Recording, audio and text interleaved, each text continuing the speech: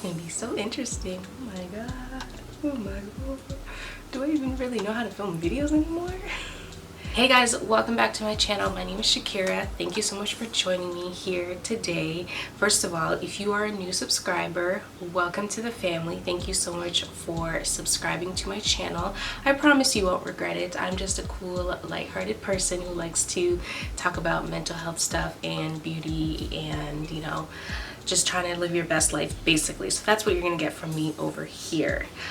So I am basically back. If you did not know, I took a little break from YouTube because I was off, you know, giving life. I recently just had a baby about a few months ago, and that's basically what I'm going to talk about in this video. I'm going to be sharing with you guys my labor and delivery story.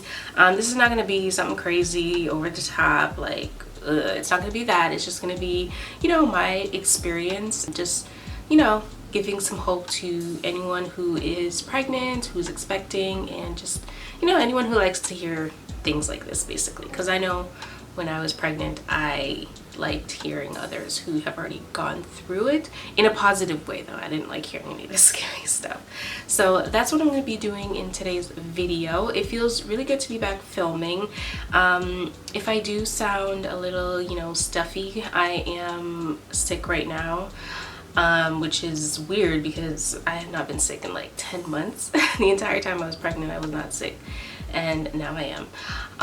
And if it sounds like you can't really hear me that well, that's because my baby is sleeping and I'm trying not to wake her. She's a pretty good sleeper, so I think I'll be okay, but I'm trying not to like raise my voice or whatever. So that's it. It's a very long intro, but I've been gone for a while and it takes a little bit of time for me to warm up. So if you are interested in hearing my labor and delivery story, then keep on watching. Don't forget to subscribe to my channel and enjoy the video. Alright, so like I said before, my labor and delivery was pretty straightforward, nothing too crazy or over the top. I'm actually going to turn this video into a two-part series. In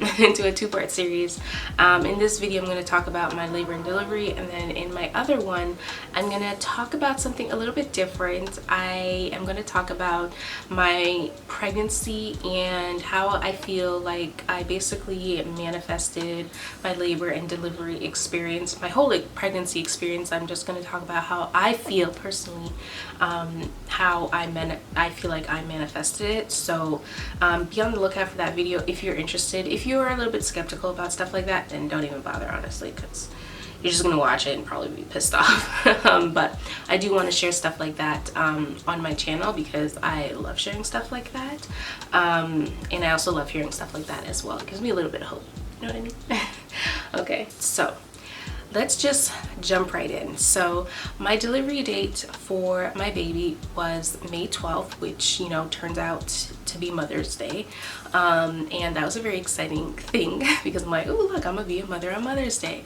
But my baby came a little bit sooner than that. She came about a week and a half sooner. Here's how it all went down. So my husband and I, you know, we've been preparing and doing things here and there, blah blah. We still had about a week and a half left.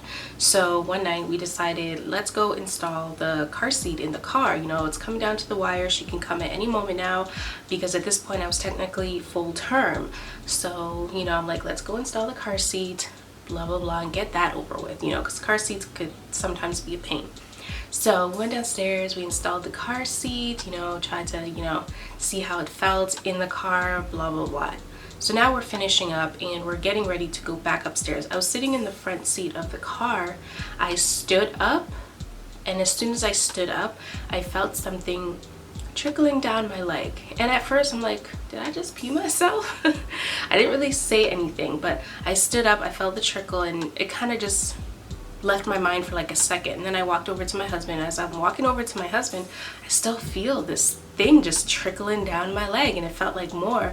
And then I looked down, I was wearing a dress, I looked down and I could see there was like a little puddle of water, and I just felt more and more. And I looked at my husband, it's like I was so, like, I don't know what I felt. I think I was scared, because first of all, I'm like, if this ain't pee, then my water probably just broke, and my water can't break because I'm not due yet. So I was a little bit scared. We had gone to a what do you call it, prenatal class, maybe like 2 weeks or 3 weeks before that, and they had talked about what to expect when you're going into labor and all that stuff.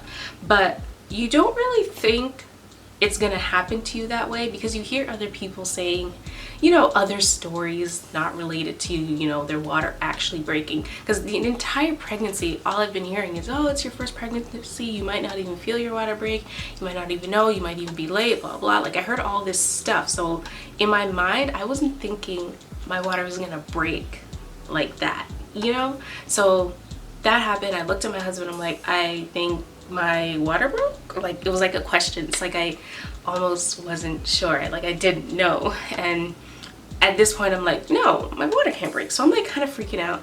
I had this intense eye contact with my husband, like, this can't happen right now, this can't happen right now.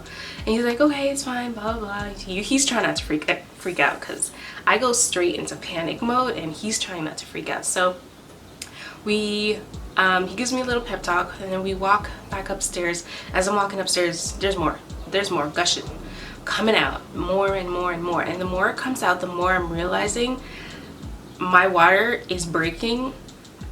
This baby might be coming soon, you know. We weren't sure what to do, because, you know, you hear people say, you know, like, oh, they're just gonna send you home if you're not dilated, or if you're not ready, blah blah blah. It's not 100% sure, but for us, we're just like, dude, something's happening, we gotta go to the hospital. So we packed up all of our stuff. Our, you know, hospital bag was already packed. My hospital bag was packed, his wasn't packed, so he had to like quickly like rush and throw everything into a bag. And then we left, and at this point I'm like, okay, you know, we'll just go to the hospital, they're gonna send me home, because this is not gonna happen right now. Like, at this point I'm like kind of in denial. I'm like, I'm not in labor, this is not gonna happen now. I haven't been feeling any cramps or contractions or anything. I haven't been feeling anything at all. So we're just gonna go to the hospital and they're gonna send me home, and, you know, whatever happens happens, right? Went to the hospital, and I didn't get home till like 7 days later. So we drove to the hospital. I felt fine, checked in. I had already, when I went for the tour of the hospital, I filled out this paperwork already, so they already had it on hand. They checked me into a room where I lay down. They hooked me up to a bunch of monitors, blah blah blah blah blah blah, all that stuff. By the time that all happened, it was about, I want to say 10:30 or something. And then I started getting contractions, and I'm like, oh, this is kind of painful. Yeah, this is kind of painful. So what now? Oh my god, I forgot the most important part to the story. Oh my gosh. Okay, so that day, actually, the day that I'm talking about, that morning, I had a doctor's appointment with my OBGYN. Went in and he checked, and he basically said that I wasn't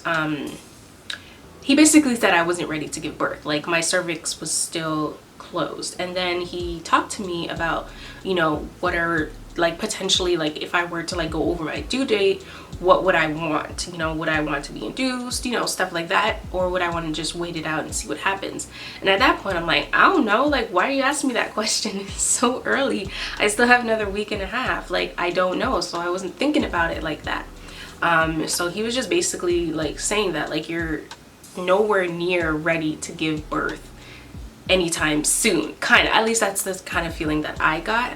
And, you know, like, it kind of made me a little bit worried, because I'm like, I don't want to be like overdue, but at the same time the baby can come at any time. So him asking me like, what do I want to do within that time, I'm just kind of like, I don't know. I'm just kind of like going with the flow of things. For once in my life, I'm going with the flow. I don't know, don't ask me. He was kind of trying to get me to, I guess, be a little bit more mindful if I am overdue. And to me, I'm like, okay, well, when the time comes, I will think about that. I'm not thinking about it right now, so leave me alone.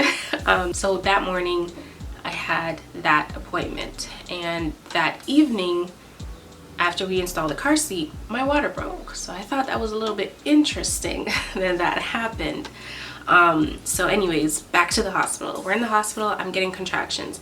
My contractions lasted all night, and they were pretty regular, you know, and they were intense. Contractions is a feeling that cannot be described by anyone, and now I understand why. All you can say is it hurts because you can't really describe. It's not like getting kicked in the balls. Like, what do women know about getting kicked in the balls? Like, you know what I mean? It's not like that. It's intense. It's like, I can't even say that I can't really describe what it's like, but it really hurts. And I always like think about it to this day. I'm like, how did I not die? Like, giving birth to a human being is so intense and it's so surreal. And when you are finished, you are so amazed at literally what your body just did. They came in and they checked me every few hours, and every few hours I kept dilating and dilating and dilating, and by the time the morning hours came around, like, I was basically doing a good job at being dilated that they could give me the epidural. So I got the epidural around, I want to say like 8:30, 8 o'clock. And getting the epidural between contractions was kind of scary because, you know, you hear stuff about epidurals. But I had gone, you know, the entire night in pain. And, you know, I was in so much pain that I almost didn't know what to do with myself. Like, I was like looking at my husband. I'm like, I'm in so much pain. I'm in so much pain. I don't know what to do. I don't know what to do. And so I did get the epidural. I was progressing really, really, really nicely. Every time they checked me, I was like a centimeter or two dilated, which was amazing because you can't get an epidural until you are about, like, I think 7 centimeters dilated or whatever. A little part of me, like, now feels like I could have maybe like stuck it out a little bit because I was doing so like great with the, you know, being consistent with my being dilated. I felt like, now I feel like maybe I could have pushed a little bit more and not taken the epidural. But in that moment, I'm just like, nope, I can't do this. It was really, really, really hard. But after I took the epidural, it was just, it was a little bit more bearable. The pain was a little bit more bearable. I still felt it, but I wasn't like crazy, like, you know, oh my God, I'm gonna die. So around maybe 11 o'clock, my husband decides, maybe 11:30, I don't know. He decides he wants to go take a shower, you know, it's been a long night, blah, blah, stuff like that. The shower in our room wasn't working, so he had to go to the other room, which is where they were gonna bring me after I gave birth anyway. So he went there to shower, blah, blah, blah. In that time, I got to 10 centimeters and I was basically ready to push. So my husband's not in the room and I'm basically ready to give birth to our child. So it kind of scared me a little bit. So the feeling of pushing is real. Some people who get an epidural say they don't feel anything, but I felt the urge to push. I think that's one of the things that I really appreciated is the fact that I wasn't completely numb down there. So I was able to feel when it was time for me to push and, you know, get my baby out. You know, sometimes when you get an epidural, you might get too much and you might be numb down there. You might not have the urgency to push. And I'm really glad that I was able to feel that because the urgency to push was real. And at that point, the thing is, at that point in the labor, you're just kind of like, I've been through the worst, kind of. Now you're just ready to get your baby out. And that's how I felt. And, you know, they broke down the bed, they brought down the light, and it was time to go. And I was a little bit scared. But my husband came right on time, you know, and we were basically ready to have this baby. So, yeah, so they checked me. I was good. They went down there, legs wide open, bright light shining down on you. Honestly, once you have given birth like that, you're not afraid of anything because having your legs wide open while you push a human being out of you and all that fun stuff, you know, women are, honestly, they're amazing. So I was ready to push, and I gave my very first push, and the nurse said to me, "That's not pushing." Like, the urgency to push was there, but when you actually have to do it towards, you know, the lower half of your body, it's like it's not what you think it is. You actually have to push the area down there, and I guess that's why it's important to exercise during pregnancy, because you kind of have to work those muscles. But yeah, the first push I did, she was like, "That's not pushing, that's literally just breathing." And I'm like, okay, understood. So I had to like really get into my mind and like focus all my attention on pushing down there, like push it down there, like literally take a dump, like that sensation, that feeling, just pretend like you're taking a dump. And that's what I did. I pushed about 4 to 5 times, good push, and then she came out, and like, you know, the overwhelming feeling came, like that, like, oh my gosh, I just pushed her out. I just pushed my baby out of my body, and here she is. I'm looking at her, I'm holding her. So I started bawling my eyes out. I didn't even like see my husband. He was like right there, but like he was like a blur at this point. I didn't even see him. I didn't even know if he was crying, blah blah. I think he kissed me, something like that. But I was like holding my baby, and it was really beautiful. And then they took her away, measured her, did all that fun stuff. And then I was sitting on that table, legs still wide open, as they you know, fixed me up down there. And it took a long time. Dude, my legs was open for like 45 minutes. So after that, doctor left, and then, you know, the nurses came in to kind of clean me up, wipe me down, all that fun stuff. And then they transferred me over to the other room a little bit later on. So the reason why I said I was in the hospital for like 7 days is because when my baby was born, she had low blood sugar levels. So they wanted to make sure that she can maintain her blood sugar levels before they sent her home. So she was in the NICU forever, and they had to basically hook her up to an IV for a few days, and then, you know, they had to keep checking her blood to make sure her glucose was good. And it wasn't. Like, we were in the hospital for such a long time because she wasn't able to maintain her blood sugar level, so they had to keep pricking her and checking her blood and all that stuff. So we would go over there and we would like do the feeding. They were giving her you know, the little formula bottles, and she was trying to take those. So they wanted her to, you know, take in as much, you know, food as possible, so that she can go home basically. And, you know, I was also trying to pump my milk at that time. You know, I wasn't getting enough milk. I was getting a little bit, and she wasn't taking a lot of, you know, the formula either. So we just kind of had to go back and forth with, you know, checking in on her, making sure her blood sugar was okay. So she was in there for about 6 or 7 days. On the last night, actually, they actually asked us to leave the hospital because we were in there for such a long time and they needed the room.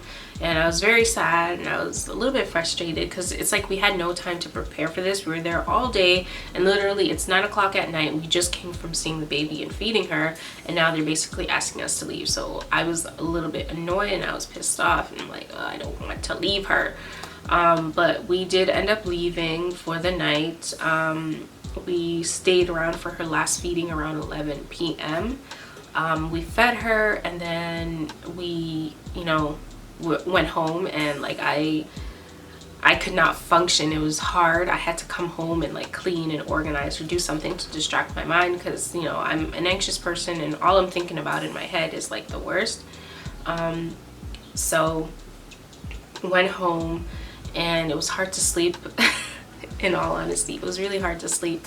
And we woke up that morning really early to go to the hospital and prayed that her blood sugar maintained enough for us to take her home. So we went in, we checked her blood, fingers were crossed, and we got the good news that her blood sugar had maintained overnight. So we were able to take her home that afternoon, and we're really happy. So we had the car seat ready, we had her bag ready, we had all this stuff ready, we had clothes ready for her, and it was very exciting. But it was also very scary because like as we're like walking out of the hospital, it's like, oh my god, now we gotta take this baby home and like take care of her, and that's scary. She's not hooked up to machines anymore, we gotta keep her alive now.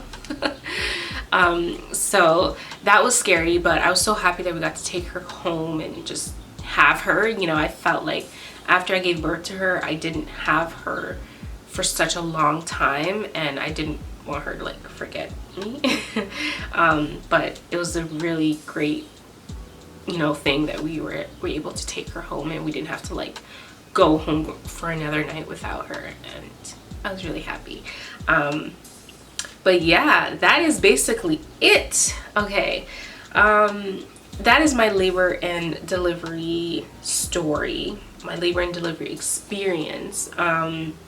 This experience was very positive, and I just am very thankful every day that I experienced my labor and delivery without any complications, and I feel like so blessed, and I feel like honestly just so honored. I don't know what I feel. I feel a lot of range of emotions. My baby's here, she's happy, she's healthy, can't complain literally about anything. Like, she's such a good baby. Like, I know, like, I don't really like to apply, you know, good baby, good girl or any of that stuff to, you know, like my child, but she's so chill. And that's what I tell everyone. I'm like, she's so chill. Like, she's a chill baby. She cries when she wants food or changing or she's tired. You give her that and then she goes back to sleep, or she just relaxes. She's a chill baby, and I love her for that, and I can't complain. And I just hope by sharing, you know, my positive, you know, experience, it'll, you know, encourage others to you know, not be so worried too much about you know, their experience moving forward, because everyone's experience is going to be different, and you'll hear so many things. That's not to say, oh my god, my labor and delivery was amazing and this and that. It's not to gloat, it's just more to, you know, put a little bit more positivity out there. Honestly, as long as your baby and you are healthy and happy, you know, that's really what matters. You know, despite everything that, you know, anyone says and tells you, you know, you'll come into your own when it comes to anything. And that's kind of what I want to try to emphasize with me sharing my stories and sharing, you know, parts of my life, is that, you know, you'll come into your own realizations and your own way of basically living your life. And you know, don't really worry about other people, basically just live your life. But anyways, stay tuned for part 2 of this video, where I share with you how I feel and how I believe I manifested my positive and encouraging pregnancy, labor, and delivery. And yeah, so thank you guys so much for joining me today. I hope you guys enjoyed this video. If you didn't, you know, like, I guess move on. But I hope you guys enjoyed this video. Thank you so much for joining me today, and I will see you guys in my next upload, which I'm gonna actually go film right now, because 2 videos in one, you can't beat that, can you? No, you can't. So I'll see you guys next time. Bye.